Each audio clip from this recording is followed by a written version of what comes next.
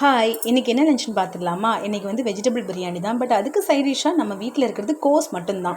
கோஸில் பொரியல் பண்ணால் அந்த அளவுக்கு நல்லா இருக்காது. அதுக்கு கண்டிப்பாக வந்து ஒயிட் ரைஸ் தான் அதுக்கு செம ஆப்டாக இருக்கும். ஸோ பிரியாணிங்கிறதுனால நான் கோஸை வச்சு ஒரு பக்கோடா பண்ணிட்டேன். பிரியாணினாலே கண்டிப்பாக தயிர் பச்சடி இருக்கணும். பட் தயிர் பச்சடிக்கு வெங்காயம்லாம் கட் பண்ணி வச்சுட்டேன். தயிர் தான் இல்லை. ஸோ கடையில் வாங்குறதுக்காக சொல்லியிருந்தேன். பட் வர்றதுக்கு கொஞ்சம் டைம் ஆயிடுச்சு. அந்த கேப்பில் நமக்கு பசி தாங்க முடியுமா? அதனால கேபேஜ் பக்கோடா வச்சு நாங்கள் பிரியாணி சாப்பிட்டுட்டோம். நம்ம பார்த்து செய்கிறத விட எமர்ஜென்சிக்கு டக்குன்னு வீட்டில் இருக்கிற பொருள் வச்சு டக்குன்னு ஏதாவது ஒன்று செஞ்சு ஸ்நாக்ஸாக செஞ்சு சாப்பிட போது தாங்க அந்த டேஸ்ட்டே வேறு லெவலாக இருக்கும்.